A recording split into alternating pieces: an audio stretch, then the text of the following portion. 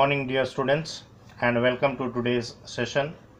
In this particular session, we are going to continue with our discussion of Act 4, Scene 1, and here in this class, we'll be doing from line number 120 to line number 153. In the last class, we saw that when everyone was making an effort to save Antonio's life by pleading to Shylock to be merciful, at that particular moment Antonio had become completely hopeless, and he compares himself with a diseased ram that is most suitable to die.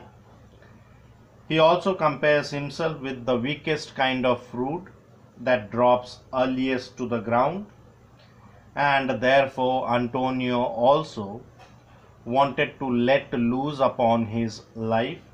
He did not have the desire to live anymore, and he was also aware of that Bassanio will not be able to have any comfort in his life because he would hold himself to be responsible for the death of his dear friend Antonio.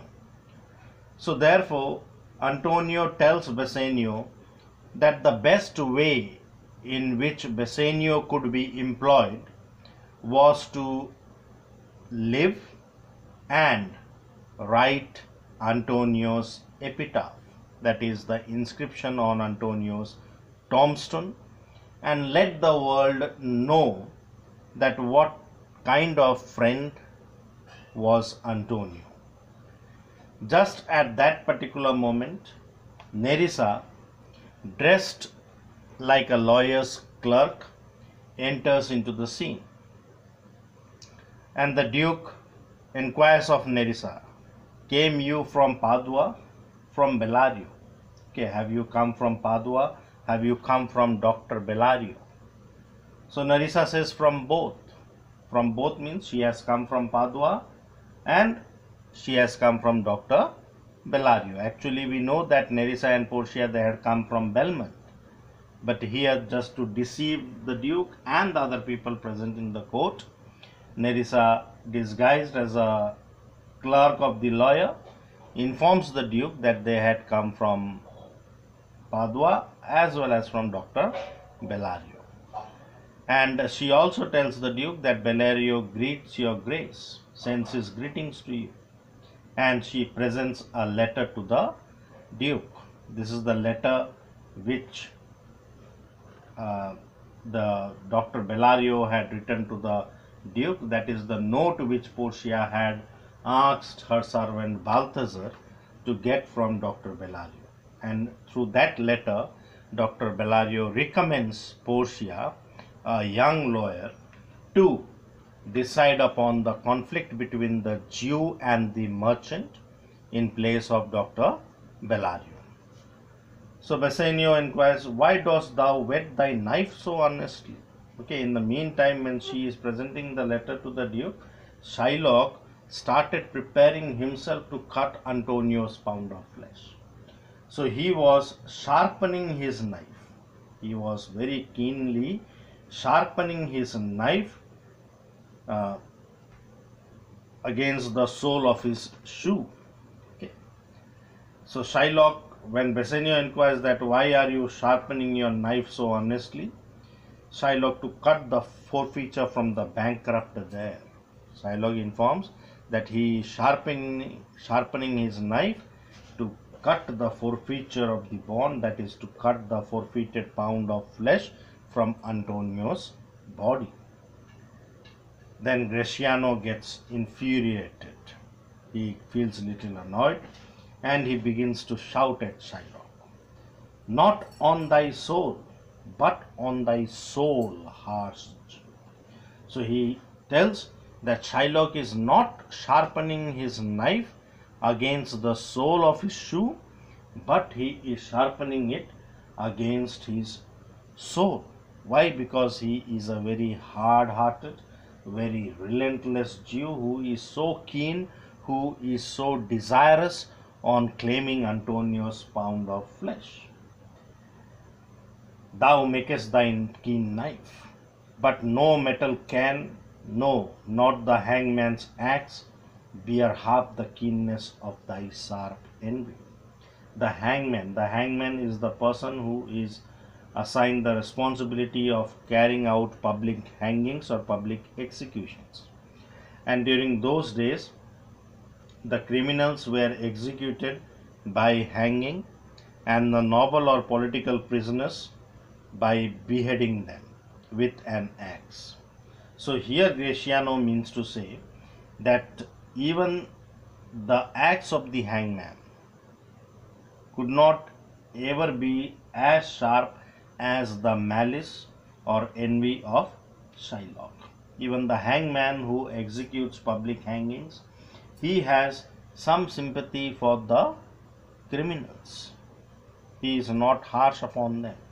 But Shylock is even more harsh than compared to the hangman, and his axe bears more keenness and sharpness than compared to the axe of a hangman. Can no prayers pierce thee? Graciano inquires, can you not be penetrated by any soft words? Can no prayers for mercy penetrate your heart? So Shylock very rudely replies, no, none that thou hast wit enough to make. So no, none, use of double negative, which emphasizes that Shylock cannot be moved by any prayers.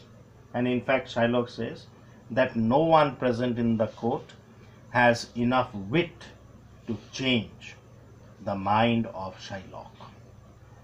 Then Graciano, he begins to insult Shylock. Okay. He says, "Oh, be thou damned, inexecrable dog." Inexecrable dog here means inexorable dog. So, "Oh, be thou damned." He prays that may Shylock be damned, condemned to hell, because he is an inexorable dog. An inexorable dog, a person who cannot be insulted and cursed enough. Okay, he is so cheap in his character. He is so harsh that no words can even insult or curse him. He cannot be affected anyways by any insult or curses. And for thy life, let justice be accused. Okay, a man like Shylock, who is harsh, who is cruel-hearted, who is relentless, who is so adamant on claiming the life of another person, such a man has no right to live in human society. Such a person should have been dead long before. That is what Graciano feels. But still Shylock is living. And for the fact that Shylock is yet alive, justice should be blamed for it. So justice should be blamed for the fact that it allows Shylock to still live, though he is cruel and hard-hearted. Thou almost makes me waver in my faith to hold opinion with Pythagoras, that souls of animals infuse themselves into the trunks of men.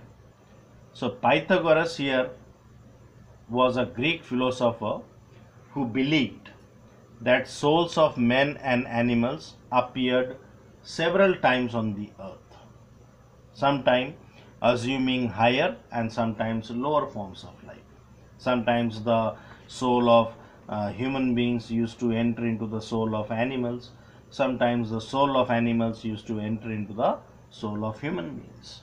So that was the belief of the Greek philosopher Pythagoras. And here Graciano says that the character of Shylock, the behavior of Shylock in the court, makes him almost agree or to hold the same opinion as that of the Greek philosopher Pythagoras, that the souls of men and animals fuse themselves or appear several times on earth, sometimes assuming higher birth and sometimes assuming lower birth.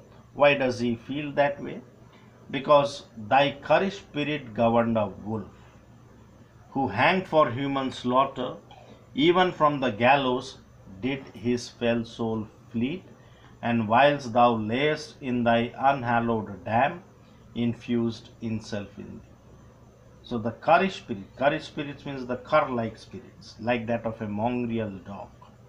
The hateful spirit or soul of Shylock. The spiteful spirit of Shylock was inhabited the body of a wolf. Okay. So the spiteful soul of Shylock was inhabited in the body of a wolf, and that wolf was hanged, was killed for killing innocent men, for human slaughter. And when it was killed for killing other human beings, from the gallows itself, the place of hanging, from the gallows itself, the soul of that wolf flew away and entered into the body of Shylock when Shylock was still lying in the unhallowed dam. So you see, unhallowed dam, here dam means the mother, and unhallowed means unholy. Okay. So here Graciano is not only cursing Shylock by saying that Shylock's spiteful spirit was governed by a wolf, but he also takes this opportunity to humiliate, to insult Shylock's mother, who may have been dead by then, by describing her mother as an unholy person, an unholy mother. And because why he feels this way? Because the desires of Shylock are wolfish. Just like a wolf is ravenous and is hungry and kills other animals, same way Shylock's desires are also wolfish, because he is desirous of killing Antonio. So his desire is bloody, he is starved and ravenous. He is bloodthirsty, he is hungry, and he is disastrous in his desires. However, Shylock remains unaffected by the cursing of Graciano. He says, "Till thou canst rail the seal from off my bond." So no matter how much Graciano insults him, curses him, but the curses of Graciano cannot remove the seal from the bond. The seal, the bond will still hold its importance. And in shouting in such a way, Graciano is only causing trouble to his own lungs. Okay. He is offending his own lungs. Okay. He is causing trouble to his own lungs because he is speaking so loud. "Repair thy wit, good youth, or it will fall to careless you." So Shylock warns him that he must come to his senses, he must speak sensibly, otherwise he will be completely destroyed, and Shylock's revenge would be incurable.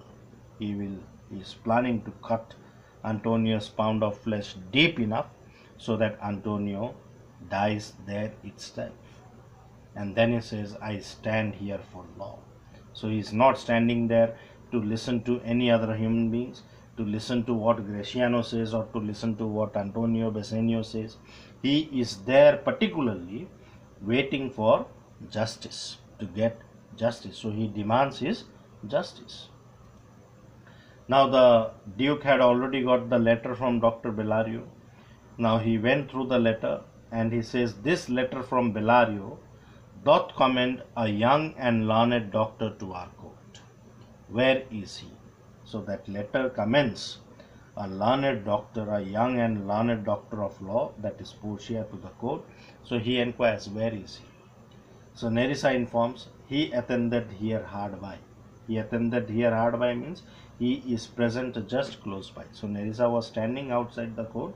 She was waiting for the Duke's decision whether he would allow him to argue the case or not.